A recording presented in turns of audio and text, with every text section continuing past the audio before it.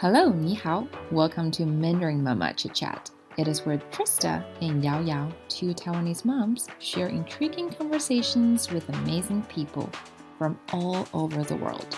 We're super excited and grateful to have you here, and really hope you enjoy our chit-chat. Hi, welcome back to Mandarin Mama Chitchat.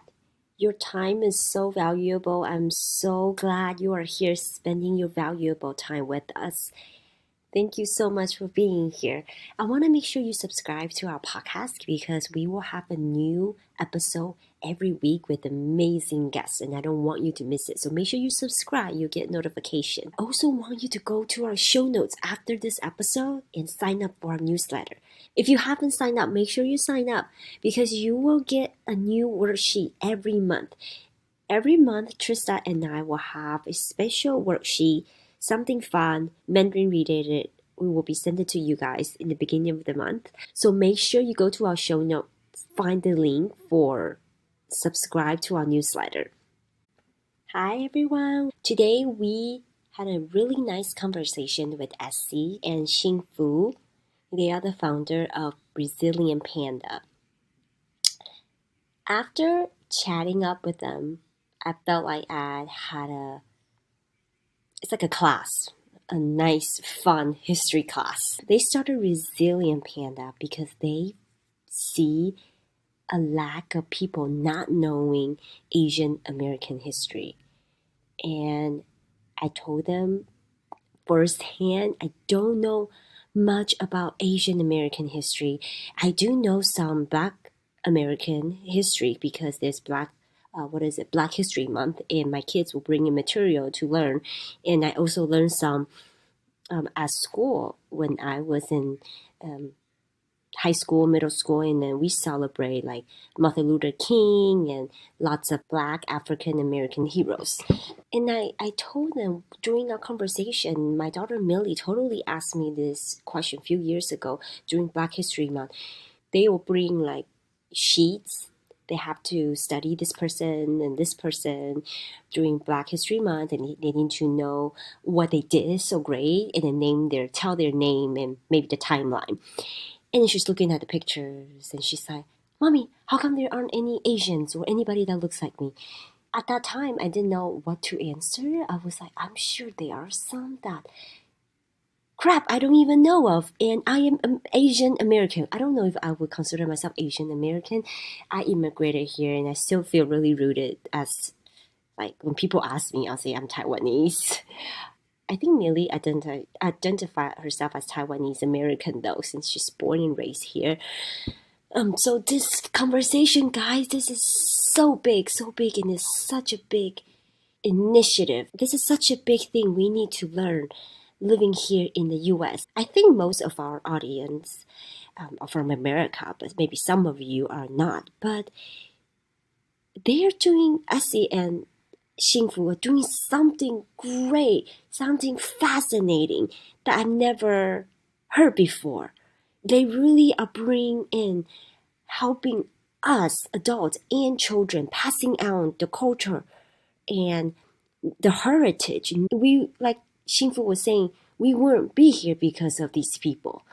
So even your kids, even you're not into learning Mandarin, even your kids doesn't really speak Mandarin, but hey, if they know where they came from, know some of the Asian American history, there are some major American heroes too. And I think that's a great thing to learn, and that's a way that we be proud of our heritage, right? Proud of our identity, proud of a color of our skin by learning these people, by learning from the history. So I think you guys are gonna love them and learn so much from them. And check out Resilient Panda. They are doing something great. Okay, let's welcome Essie and Hsin-Fu. Thank you for joining us today. You're welcome. Good Yeah, morning. thanks for having us. We're so excited that you're here and been following you on Instagram, and you guys are doing some really cool stuff. And to be honest, I was a little nervous talking to you guys because I'm not very good at history. And I'm like, oh no, they're going to say something I completely not know about and embarrass myself. But I like to learn. Now I want to learn more. So can you start introducing yourself? Like, how did you guys get into business? And yeah, take us back. So, my name's Essie Wu, and we've been married for 15 years next month. And we have two sons who are 9 and 12. And since about the pandemic, they've been doing a hybrid homeschool setup. And I love history. I have a minor in history and I just think it's fun, but I realized I never learned anything about Asian American history. And when we moved to Tucson, I went to all these little museums in Southern Arizona, and they all have like a little section about the history of Chinese in Southern Arizona. And I was like, I didn't know that. I've lived in Arizona most of my life and went to public schools here, and I didn't know that. So I was like, that's interesting. And for my kids' history, we were using some materials from a lady named Heritage Mom. She has history curriculum supplements where she adds more Black American history into like whatever history your kid is doing. And so I emailed her. I said, love what you're doing. We're using it, but where could I get an Asian American one, like similar? And she said, it doesn't exist. So I thought, oh, bummer, so I knew I was going to do it for my kids, but I've never done anything like this before. But then a couple years ago, we were in another part of the country, and I overheard somebody asking my 10-year-old, she said, if we went to war with China, Korea, or Japan, whose side would you be on? And she asked my 10-year-old that. And he's a 20-year veteran of the U.S. military. So when I overheard that, I thought, oh boy, we still need to keep teaching the story of incarceration of Japanese Americans. So that's kind of what launched us. Or I don't know, you can introduce yourself. Sure. I'm Hsin-Fu Wu. I was born and raised in Taiwan.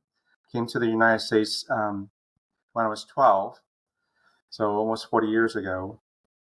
And I first stayed in Chicago for junior high and high school, and I graduated from high school and went to the University of Kansas. Joined the Naval Reserve Officers Training Corps, ROTC, there so that I can have a college tuition scholarship. And then after I graduated from Kansas, I got my commission in the United States Navy and joined the submarine service. Spent 20 years in the Navy, first as a submarine warfare officer, and then as an international relations specialist, what Navy calls foreign area officer, so that I can use my Mandarin Chinese skills to support the missions of the Navy. And I retired almost 9 years ago and have been working here in Tucson for a defense contractor. That's my story. That's amazing. You're teaching material, teaching resources, and you're sharing that with other people, maybe other homeschool families as well, or even people who may not be homeschooling but can benefit from this as well. So that's amazing. So the whole starting point really was from that question, right? Like an aha moment. Yeah, I love that so much. And then when you mentioned, so I've never visited Arizona. I've heard it's beautiful there. Not sure which cities or which area, but I've always wanted to visit. Can you share a little bit more about the do you say Eastern Asian like influences, or could you share a little bit more on that part? I'm just genuinely want to learn more about it because I would never have thought about it. Sure. We were in Tombstone, Arizona a couple years ago, and there's this little museum about the history of Tombstone, and there's a section about with different Chinese like artifacts and bowls and different things, because it was started as a mining community, and the Chinese men came to Southern Arizona with the railroad about like 1880s, by 1870, I think they were in Tucson. So they were working on the railroad, and then they worked in the mines, and then they started grocery stores. Tucson had a whole community in a certain area. It was a largely Mexican American community, but then also that's where the Chinese Americans lived. They farmed along the Santa Cruz River. It's really cool. My dad used to go explore the mountains in northern Arizona, and sometimes by old mines, he would find like broken Chinese pottery from a long time ago. And another thing is, which I had no idea, was the second and third largest Japanese incarceration camps during World War II were in Arizona, both on Native American land. So I had no idea about that history either. Wow. Yeah, kind of what Yao shared in the beginning. I like to learn. I was fascinated by what you just shared. But again, I know very little about history. So just here to learn. So can you share with us your, I guess, homeschooling journey, like a little bit more about hybrid, and then what are you, like, what role do you play as a homeschool parent? Like, besides history, do you outsource, and how do you supplement like other subject matters? And how do the boys feel about all of your YouTube videos and then on your social media platform? Yeah. I think they think it's interesting. Neither of our kids have social media or phones yet. So, they would like to have that, but they don't. So they think it's interesting. So we have been homeschooling since my oldest was in second grade, and there's kind of different reasons for that. But then the pandemic happened. So it kind of worked out during then, and we've just continued. In Tucson, there's an educational enrichment center. It's not really a co-op, but basically there's paid teachers. A lot of them are real teachers trained as teachers who are homeschooling their own kids, and there's hundreds of kids enrolled, and we take classes there. So homeschooling looks different for everybody, but our kids take a lot of classes there, especially science. They do a lot of hands-on group science class, speech classes, classes where you do group work. There they have field trips and recess and student council and things like that. But at home, we do history. We do language. We're focusing on Spanish right now, but we've also done Chinese. They've taken Chinese at the enrichment center where we go. So we could just kind of divide it up. But I like to they actually take a lot of classes there because I think it's good for them to have input from other adults, other people.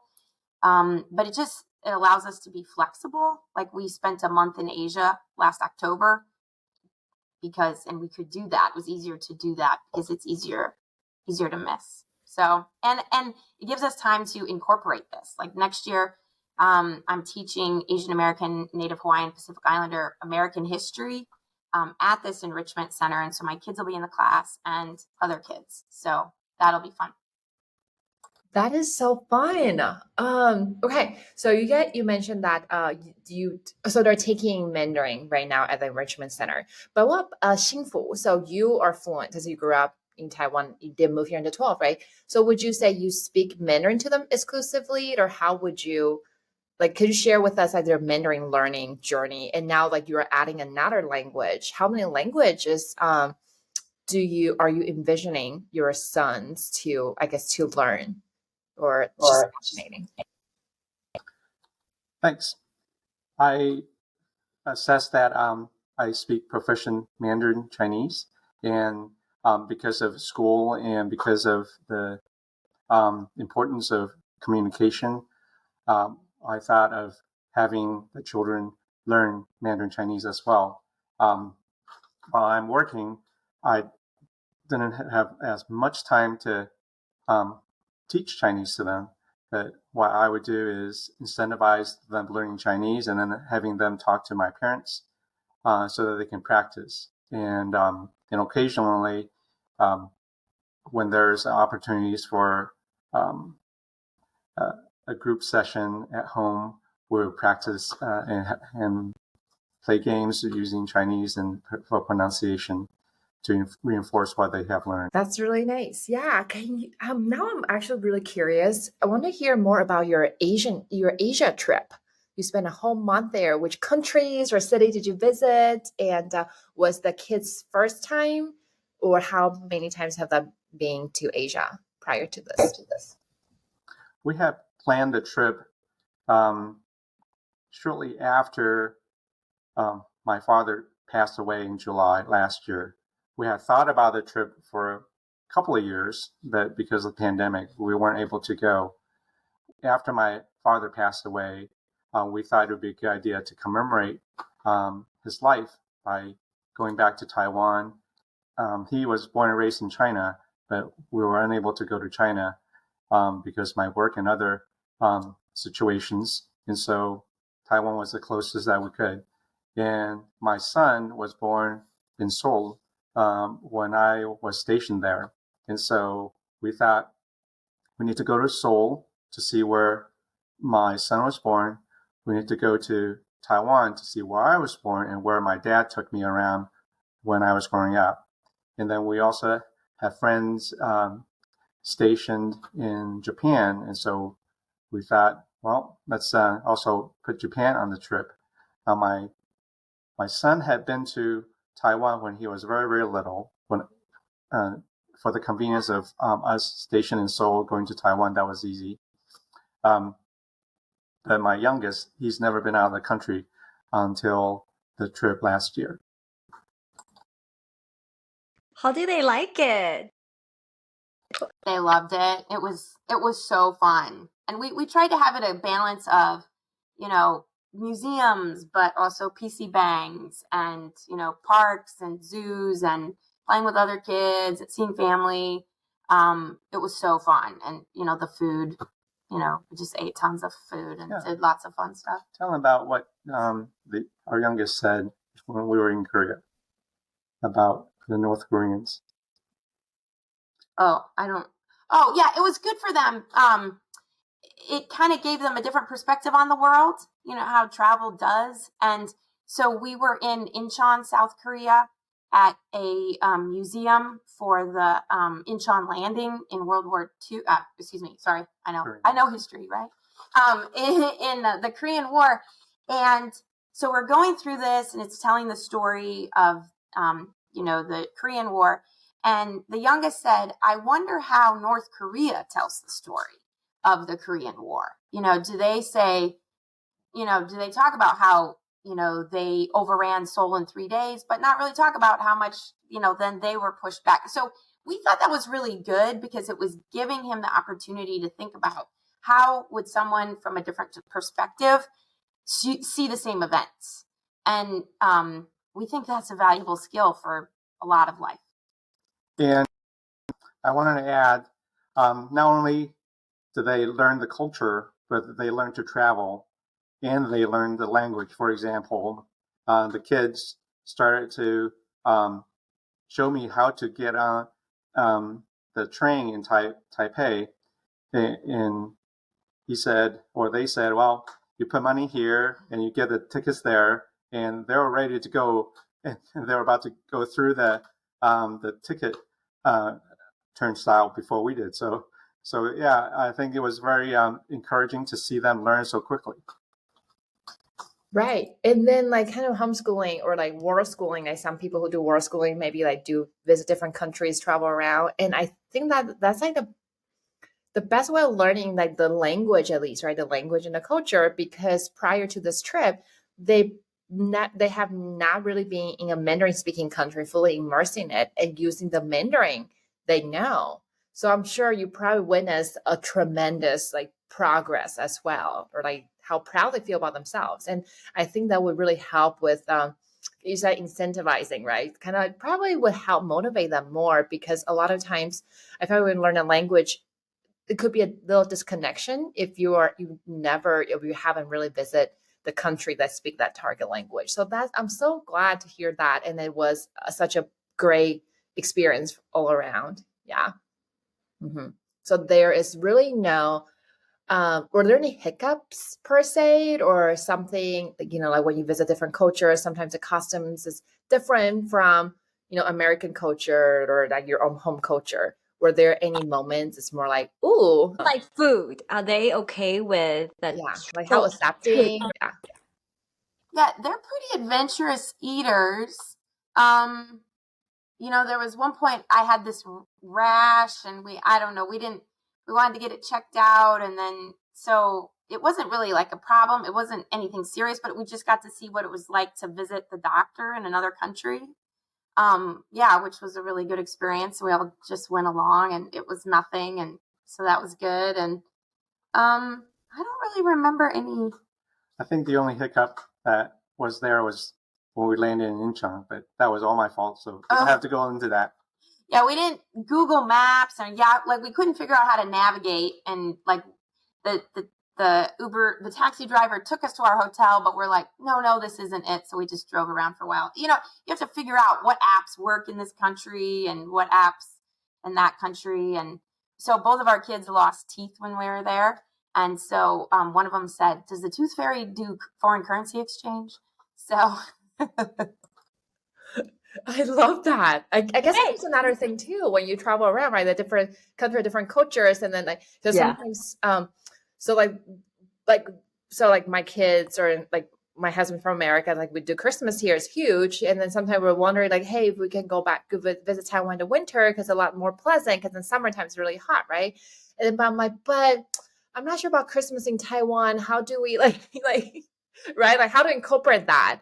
And I mean, like as my kids are older, like, oh, they're Sentai in Taiwan, or they're different, or I just like more questions would come up that you wouldn't really think about when you're just like in the US because that's like the main culture. So I love that you brought it up. Yes, because I experienced it. My kids, they don't like to go back to Taiwan during Christmas time because they feel like it's not as Christmassy. Like there's no lights, and then the house is so small. I stay with my mom. They're not gonna put a Christmas tree with decorations. So, I mean, after this trip, they say they don't want to go back during Christmas time. They want to stay here. They feel, and then we didn't really on the Christmas day, it's just like another day in Taiwan, like we didn't really eat turkey dinner, like none of that. And then I don't know, I don't even think I give them any gift. It's just there's no gift opening because here you get a gift from friends and family. We have some family here, and you have tons of present you can open at Christmas morning, right? Yes, it's the Christmas morning. They've been waiting to open the gift. It's just different when you are overseas, right? Because like you said, different custom. But I was so shocked when you guys said the Tooth Fairy, because I have kids at similar age to you guys. My youngest is 9, oldest is 11 and a half, so a third grader and a fifth grader. And they don't really believe in Tooth Fairy anymore. But they know Tooth Fairy is mommy and daddy. They still want to like trick us, because they want to get money. But I know they don't believe in Tooth Fairy. I just something to add. It's funny. So how do you envision this? Obviously, like you mentioned, like homeschooling looks different from like different family, and also a different family have like with different kids, right? Like like some kids probably prefer going to school or like different education system and stuff. But in your own case, in your family, how do you envision I guess like the homeschooling and like how it would look like? We're continuing stay as it is, and you guys continue to make YouTube videos and maybe travel to different countries, different cities as like when you guys can, or how like what is the I guess future plans, if that makes sense. Well, we just kind of take it year to year. So we'll just have to see. Mm-hmm. And, next year our son is going to play football at a local middle school. So yeah, I mean, we're not committed to any particular plan. It's just kind of going to be what's best for them at the moment. Mm-hmm. So I have question about Resilient Panda. Can you tell us more about this program? Like, let's say a parent do they get a template? Because I saw some sample and I love it. Can you just share a little bit of that? Yeah, no problem. So it's a PDF download. This is what it looks like printed out and bound. But from our website, people can just buy it as a PDF download. And we're hoping that it's easy to use for people who homeschool, or even for people who don't homeschool, who think that this is important because they want their kids to know about their own heritage in the United States, or they want their kids to know about other people's heritages in the United States that they might not be learning in their regular American history. So it's a PDF download, and it's set up with 9 weeks. And, if you homeschool, you could do it like that as 9 weeks. Or I have a friend who she homeschools, but they have an American history curriculum. So she just takes each week. Each week it tells you the dates, the time period that it deals with. She just puts it in that time period, and they'll just deal with it when they come to that time period. Each week there's a picture book that you can read. A lot of them would be at the library, or you can get them online as a YouTube read aloud, or archive.org has them. So you read the book. There's a video you can watch that kind of is about part of the story of Asian, or in this case, Chinese Americans.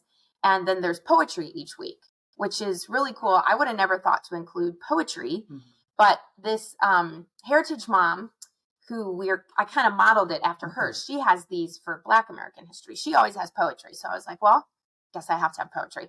And I didn't know that actually poetry is a really big part of the Chinese American story, because I had no idea about this, but there was this place called Angel Island from 1910 to 1940 in San Francisco Bay.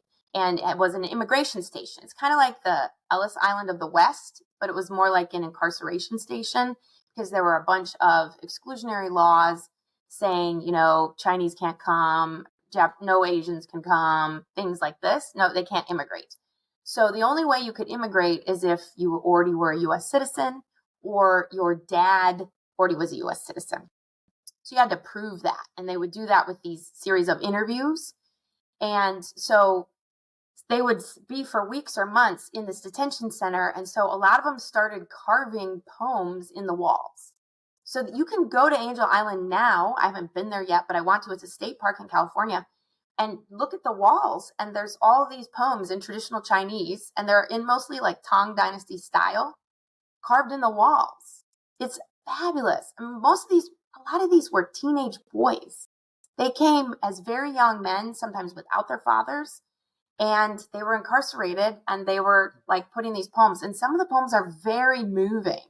There's even one poem where he's alluding to the Ballad of Mulan, and you can see that best in the Chinese characters. And so in our guide, each week we read a couple of these poems, and you can read them in Chinese and the book, or some of them are online. They're in English or in Chinese if you're teaching your kids to be literate, which our kids are not really literate, but that's okay. But you can read them in English. So we kind of walk you through that, and we show you, okay, this is the Chinese line here, and this is the Chinese line in Mulan, the Ballad of Mulan from 1500 years ago. And just by looking at the Chinese characters, you don't have to know a word of Chinese. You can see that, he's alluding to that.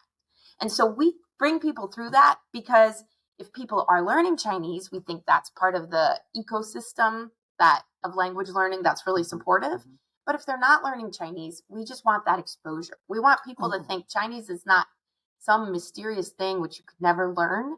We want to kind of like bust that myth, and it's kind of fun. And most kids know what Mulan is these days, so it's kind of a fun connection. So anyways, and then there's poetry, videos. Oh, and there's a chapter book. So every week there's like a couple chapters in the chapter book.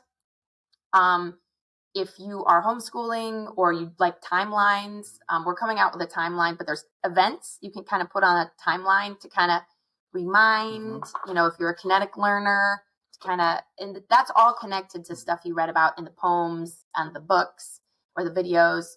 And then there's just a supplemental material section each week, which has just mostly picture books, some activities like make fortune cookies, or here's a little activity book about Maya Lin or something. That's all free online, or just books about Chinese folk tales or Chinese history, or just Chinese American kids just being kids, because we want to normalize Asians in representation, even in history. Do you have anything else? Yes, the book is curated. The research is done from different online resources and also in public libraries. Part of this is for teachers and for parents who want to enrich their children, and having a broad view of what does it mean to be American, considering all the different ethnicities that form the American society. This is a good way to have one resource that is curated for them to start an education about Asian American history, so that as the children learn, if they have any additional interest, they can branch out and look for other resources to help them better understand the culture and the history of Asian Americans in the United States. And for families who don't homeschool, like, it doesn't take prep work on the parent's part. The parent doesn't have to already know it. I mean, we learned from reading picture books. Like, we don't expect the parents to know because nobody taught us. How would we know? So, if the parent wants to just check out a few of the recommended picture books at Lunar New Year and read them. And then, April is Poetry Month. You could read a few of the poems. And then May, of course, Asian American Pacific Islander Heritage Month. You could read a few more picture books or read the chapter book. And then, in the summer on a road trip, you can watch, the videos are like, the longest video is 12 minutes long. So, and they're entertaining, they're appropriate for all. There's some we say, well, if your kid is less than fourth grade, maybe skip this video, just wait, because it's a little bit harder history. There's a documentary we recommend at the end. We've met the filmmakers and they're great. And it's 70 minutes long and it's great. It gives you an overview for all ages. So we hope that it's accessible for whatever family wants to use it. Wow, Essie, listening to you talking about Resilient Panda, it's such a creative and important idea. And when you were like talking about it, I was like a little embarrassed. I'm like, oh my goodness, I didn't even know a lot of Asian American history. I know some like Black history because that's what I moved here when I was in middle school, and I learned it with my elementary kids. Right, we talk about this Black History Month, so they learn the tons. They have worksheet. It never crossed my mind. Yes, there are a lot of Asian American history too, and I probably know zero. Like you were talking about the wall, right? I don't know about that, and it's fascinating. And yes, being a part of Asian American, we should know about this and learn about it. So what you guys are doing is something amazing. And so the PDF, is it by age group or is it by event? How do you guys categorize the curriculum? So I can show you the week one. And by the way, no shame on anybody for not knowing this stuff, whether they're Asian American or not, because it hasn't been taught in our schools. They've just started to kind of bring it into the curriculum, especially in some states. Make Us Visible has been working. OCA has been working to bring that in. So, the last thing we want to do is make somebody feel bad for what they don't know, because how would they know? So anyways, I don't know if you can see pretty good. This is week one. So the tells you the date. This is just kind of, mines and railroads kind of orient you. And then the picture book. And we say the materials here are appropriate for grades 1st through 6th, unless it has an asterisk. Like the chapter book, we feel like it's probably best for 4th grade and up. And then this is the rest of week one. There's timeline events you can use if you want. It's take it or leave it, And then these supplemental materials are usually good. Like if you have a preschool, you want to start reading to them about their heritage, you can, or even just books that have kids that look like them if they're Asian Americans. And then like here's a little video which was actually made here in Tucson. I met the guy. His grandparents or his grandfather came and worked on the railroad in southern Arizona as a water boy. Like he would go get water for the guys building the railroad. And so they interview him and he talks to some local Asian American kids and he's telling them about his grandpa. And I was at a history talk at the Tucson Chinese Cultural Center and I was like in line for lunch. I was like, were you in the Water Boys video? He goes, yeah. So that was, it's been fun doing this. We've met illustrators and authors, which has been really fun. We've met people related to people in some of the books we know. We've been like, oh, this is a great book about Chinese in southern Arizona, a picture book for kids about a Chinese man from Nogales, Arizona, on the Arizona-Mexican border. And then this guy was like, yeah, that's my cousin. We're like, so I don't know if that helps. So we also have a Korean guide, and the Korean guide, there's a high school extension at the end. It says if you have a high schooler that you're homeschooling or that wants to know more, or even class. It's lessons written it's like Korean American Studies Online. It's a website. They did it in LA. It's written to California high school standards or regular lessons. So the Korean guide is really more like, 3 years old to 99. Even though I have a friend who, she has 3 sons who are Chinese American adoptees, plus she has other kids who are different ethnicities. And she took her high schoolers through this, our Chinese American guide, with the videos and the picture books. And she was very happy with it. You'll learn a lot just because it's a picture book. If it's about Asian American history, we probably don't know what it's in it. So it's a fun way to learn. Like if you can't read a 500-page book, you can read a picture book. And I think, why does it matter? Why do we keep doing it? Well, I wouldn't be here. You wouldn't be here had it not been for the impact of Chinese Americans and Asian Americans in their on society. For example, the Chinese Exclusion Act was repealed. The birthright citizenship was repealed on behalf or as a result of Chinese American activism. And so that also helped me get a sense of connection to the overall American history, even though I've only started as a first generation immigrant in 1984. And it makes me appreciate all those who have come before me from their countries of origin and made a difference in the United States, contributed to the success and welfare and security of the United States. And so I feel like I am standing on the shoulders of giants, and it really helps me and motivates me to be more civic-minded and to be more aware of how I am treating people and how do we look at the diverse cultures and backgrounds that form the United States. I just suddenly have a flashback. A while ago, my daughter asked me, maybe a couple years ago, she's 11 now, maybe when she was 9 or 10, and she brought Black History Month, so they have to study different heroes in the history. And she asked me, how come there are no Asian? Nobody looks like me. And I didn't even know how to answer. I was like, I'm sure there are some. I just suddenly remember this conversation, and I didn't even know how to answer that. Just when you guys were talking, I just suddenly have this flashback.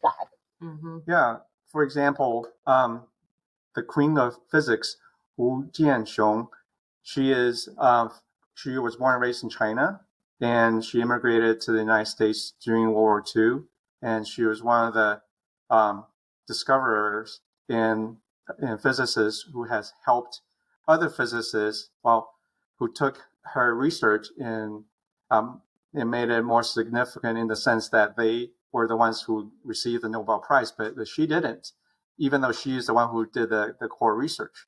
And she's called the Queen of Physics. And then another example is Hazel Ying Lee, who wanted to fly and wanted to learn to fly.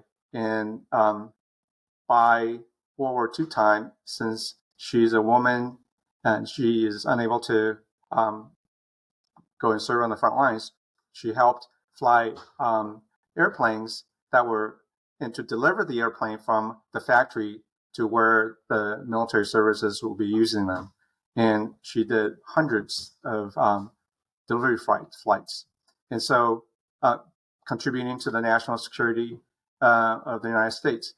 And like you said, these are little gems and stars that kind of make me proud to be an Asian American and to motivate me to be a part of that American history. Yeah, I just feel like I'm just still digesting, and what you guys are doing is so meaningful.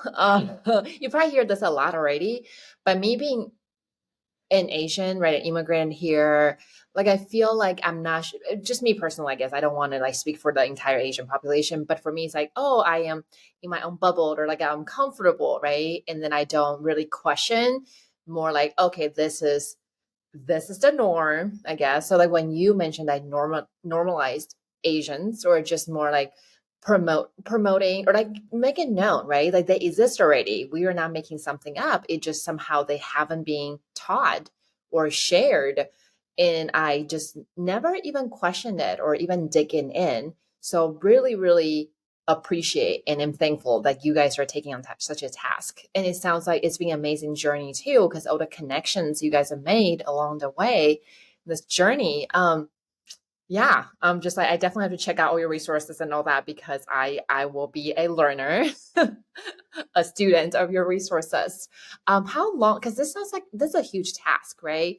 And still ongoing, continue to evolve. How long have you guys been? When did you guys start doing this? Because it seems like it's been a lot has been accomplished.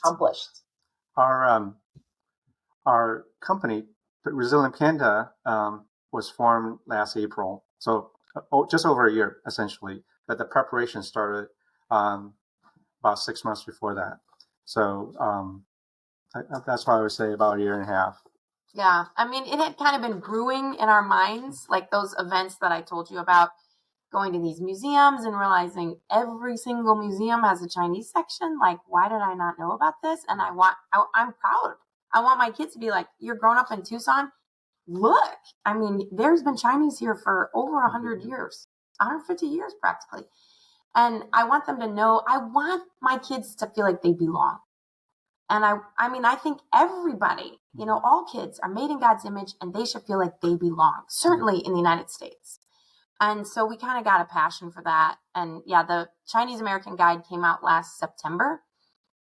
And we just, a Korean American Guide came out in beginning of May. And then people are asking next for Japanese. Like, it's fun because now people have started to email us, are you going to do a Cambodian one?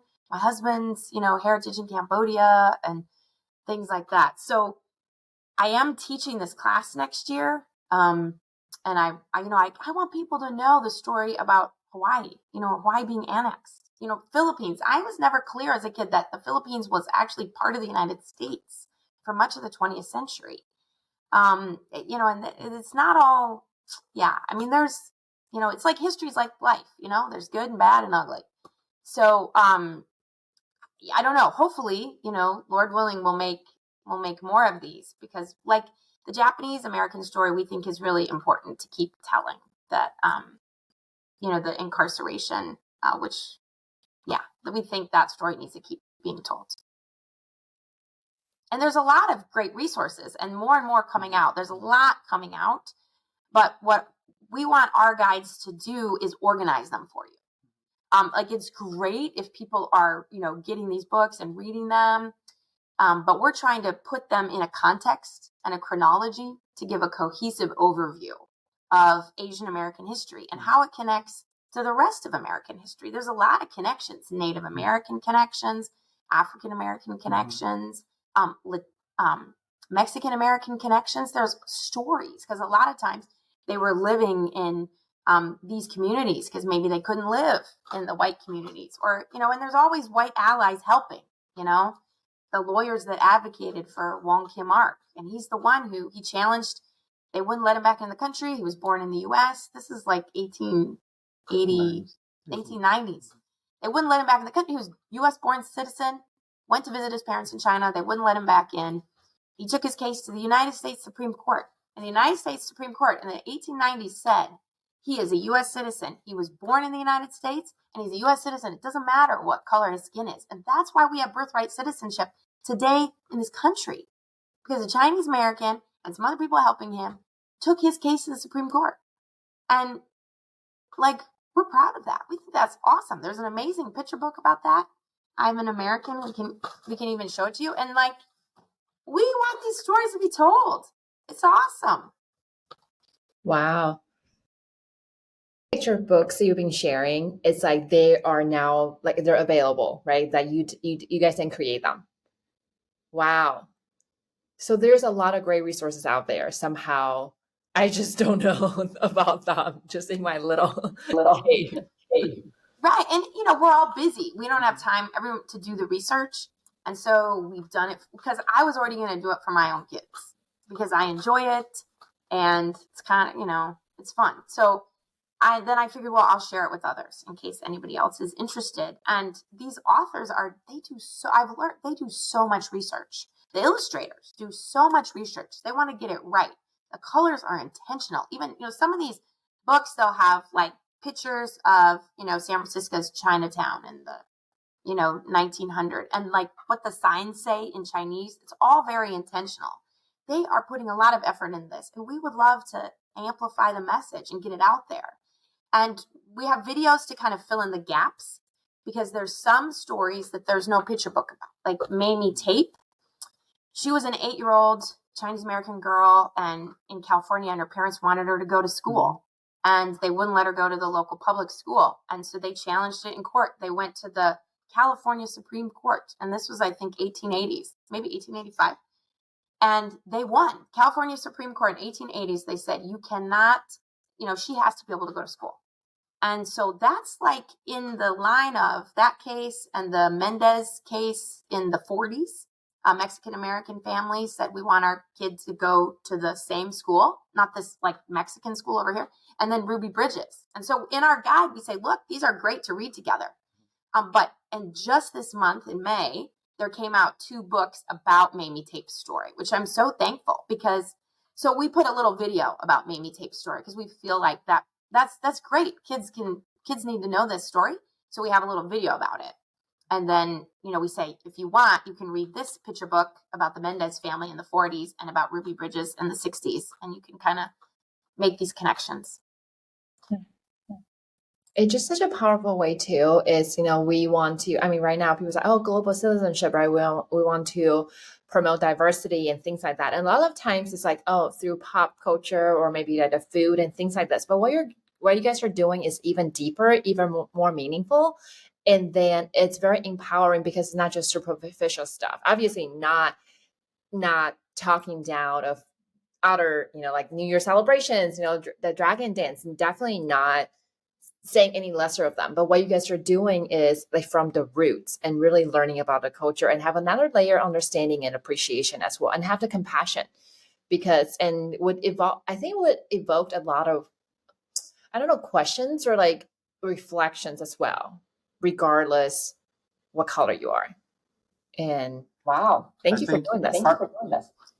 Krista, thank you for that comment, because I want to follow up. I think for me, it teaches that regardless of the color of your skin, you can make a contribution in the United States. And I think that would help in terms of our civil rights perspective, and then also respecting of peoples of different colors, and being respectful that while American culture is, certainly part of that is from Europeans, but there are other countries of origin that contributed to the overall American culture. And getting to know one of them, at least a slice, that's the Asian American part, we've made it a little bit more convenient for you, so that you can understand the heritage and the accomplishments and the impacts of Asian Americans. And hopefully that will encourage others to say, well, what are some of the other minority groups, and what are their background? How do they contribute to the United States? So I think so it's almost like a little kindling that hopefully will help spark an interest in culture and history and civic responsibilities. Yeah, because America is such a diverse society, and what makes America what it is today really is from like people across the world, all the talents, right?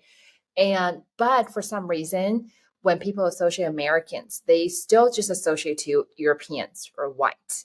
Because so I used to teach in an inner city public school, majority African Americans, and then there's one topic we're talking about identity Americans, like what is American, and all of them, majority of them are Black, right? Like African Americans, they say white, like they are American, born and raised in America, but then but they still associate Americans with white people or Europeans. And that was a profound moment to me, because I immigrated here. So like, I still think I'm Taiwanese deep down, but people have different identities. But for them, hearing from them was was, I would say, shocking, because I wish I had a follow-up question, but because like, if like, how did they identify themselves then, right? Like, how, if they're born and raised here, I wonder, how do they just feel like, do they not feel belong like their entire life? Because we're talking about high school students. But yeah, so I think with history and more education and more learning, that gap can be um smaller. Yeah. Oh Yeah. So wow, such a one, powerful conversation. I have like goosebumps yes, now. Like, that's not I what I know. expected, And but it's good. back to what, because like resources is everywhere, like as you were saying earlier.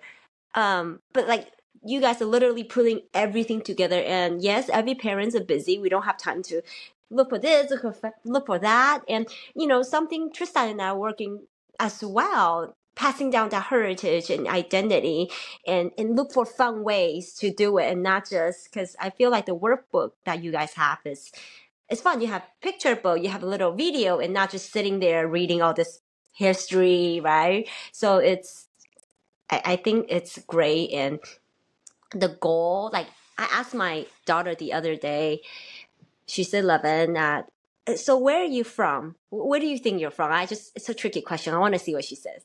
So my son, his answer is, oh, I'm Taiwanese. Really easy, right?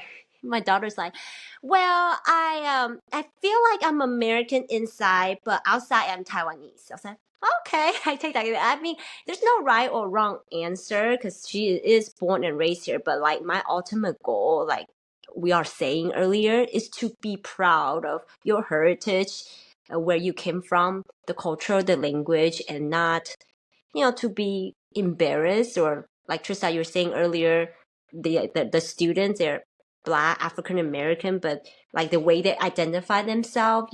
So I want my kids to be proud of who they are. It doesn't matter, the color of their skin. So yeah, what you guys are doing, just it's amazing. And yeah, this has no like memorizing dates, and there's no tests, there's no worksheets. Um, it's not meant to be all the things we don't like about history. Yeah, it is meant to be fun. And these picture books, the authors make it fun, engaging. I mean, humans love stories, right? We live in story. That's how we entertain ourselves for millennia. So it is meant to be fun and interesting for everyone. Exactly. And if you're whatever type of learner you are, yeah, we're not trying to bore anybody with dates. Yeah, I think when people think about history, like, oh, boring, right? But I think for you guys, it's like, so 9 weeks, every week is like a story, a piece of story, and then another piece of story, and then added in material to make it fun. Yeah. Well, thank you for lay down the strong foundation, all the front work for, like, for the parents and the teachers as well, because I know you mentioned all the resources are out there and you give credits to these people as well, but then going through them and then organize them and make it as, I guess, streamlining or like, user friendly. It's a ton of work. So thank you for putting that work in. And yeah, I really appreciate what you guys do. And it's been a really powerful and it's been a really great conversation all around. Yeah. And I've learned a lot as well. And So I can see you guys, I can see them just making the Vietnamese one, Cambodian one, Japanese just one. keep going. Yes, for sure. I can totally see that. Yeah. And as you do more down the road, I feel like you are going to make more connections and more people are going to reach out and keep pushing you guys forward as well. Yep. Yeah, thank you so much. Thank you for the encouragement, and thanks for having us on. We love to talk about it, and because we are passionate about it, it gets us excited. Yeah. Well, thank you for joining us today. So I know, could you share with us where we can find you and find more about the information? We'll put them in the show notes as well, so the audience can reach out if they're interested. Yeah. We have a website, resilientpandahistory.com, and you can see all the resources there and some FAQs. We're on Facebook at Resilient Panda, Discovering Asian American History with Kids, and Instagram, Resilient Panda History. And, we're also going to give you guys a discount code. I think it's chat20, so that if your listeners, you can download a sample and check it out. of the Chinese or the Korean, and we have a Asian American history timeline coming out too. You can and there's also in Arizona, just it's free, but if you're interested in Arizona, there's actually picture books about Asian American history in Arizona and videos for kids, so that's there. So we'll give you a discount code that will give you 20% off any of our resources. So thank you very much. Thank you. Thank you guys. Thank you. You guys are so generous and just making a big difference. impact. Mm-hmm. All right, thank you for the discount code. All right, well, we will keep in touch. Mm-hmm. All right. All right, Thank you so much for this opportunity. Thank you. Bye-bye. Thank you so much for listening. Make sure you subscribe to our podcast so you'll get notification when we have a new episode. And make sure you subscribe to our newsletter. You can go to our show note to find the link. And if you love this episode, make sure you share with a friend and bring them to our community. And if you enjoy our podcast, please make sure you leave a review. Your review will mean so much to us. It will really help me and Trista keep going. All right, see you guys next week. Bye-bye.